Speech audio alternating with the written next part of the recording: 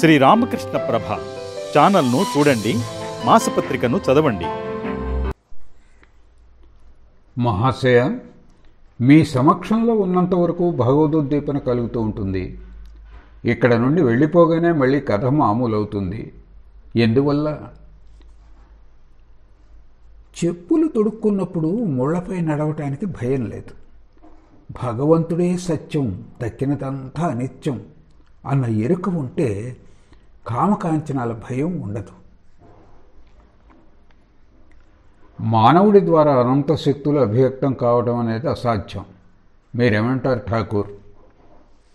అనంతాన్ని గురించి యోచించి నీ తల ఎందుకు బద్దలు కొట్టుకుంటావు? నిన్ను స్పృశించాలంటే నీ శరీరం మొత్తం స్పృశించాలా? గంగా స్నానం చేయదలిస్తే హరిద్వార్ నుండి గంగాసాగర్ వరకు స్పృశిస్తూ పోవాలా? ఈ నేను అనేది తొలగిపోగానే జంజాటాలన్నీ సమసిపోతాయి. నేను అనేది ఉన్నంత వరకు భేదబుద్ధి ఉంటుంది.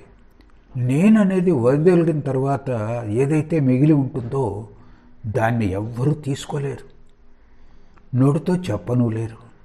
సచ్చిదానందం అనేది సాగరము. అందులో నేను అనే కొండ ఉన్నది. కుండ ఉన్నంత వరకు నీరు కుండ లోపలి భాగం బయట భాగం అని రెండు భాగాలుగా విభజింపబడి ఉంటుంది. కుండ పగిలిపోయిన తర్వాత ఒక్కటే జలం. ఆ మాట కూడా చెప్పలేము. ఎందుకంటే అప్పుడు చెప్పేవారు ఎవరున్నారు? అవతార పురుషులు ఈశ్వర కోటికి చెందినవారు. వారు ఆరుబయట తిరిగే వ్యక్తులు లాంటివారు. సంసారంలో ఎన్నటికీ బద్ధులు కారు, బందీలెవరు. అవతార పురుషులు మొదలైన వారి నేను పలచని నేను. ఆ నేను ద్వారా వారు సర్వదా భగవంతుణ్ణి దర్శిస్తారు. ఒక వ్యక్తి ఒక ప్రహరీ గోడ పక్కన నిలబడ్డాడు అనుకుందాం. ప్రహరీ గోడకు రెండు వైపులా అనంత మైదానం ఉంది. గోడకు కనుక రంధ్రం ఉన్నట్లయితే ఆ వ్యక్తి ఆ రంధ్రం గుండా గోడకు అటువైపు ఉన్నదంతా చూడగలుగుతాడు. రంధ్రం పెద్దదైనట్లయితే దాని గుండా రాకపోకలు కూడా చేయవచ్చు.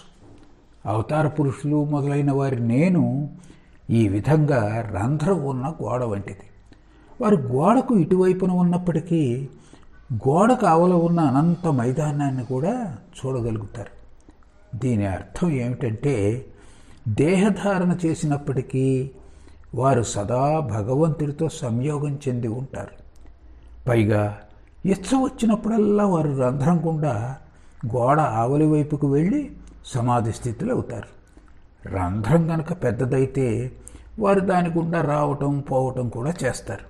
అంటే సమాధి స్థితి పొందినప్పటికీ వారు మళ్ళీ సాధారణ స్థాయికి దిగి రాగలరు.